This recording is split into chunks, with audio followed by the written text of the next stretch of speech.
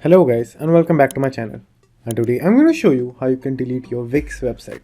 So firstly go to your browser, then type in Wix, then go to the first link. Now just simply go to your my sites over here, then click on go to my sites, then you will be redirected to this particular page. And now over here what you have to do is just simply hover over the site which you want to delete. So just simply do that, and over there you will find the option as site action. So just simply click the drop box, then click move to trash, and over here you can read the warning which says you are about to move your site to trash. Once moved, the site will become unpublished and cannot be edited.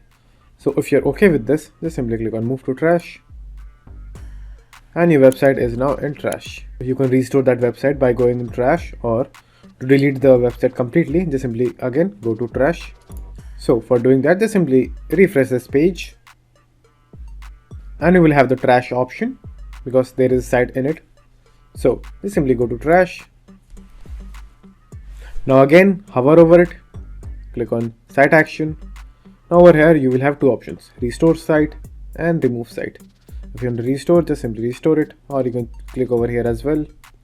But if you want to remove the site permanently, you have to click remove site. And after that, just again click remove, and the site will be gone forever.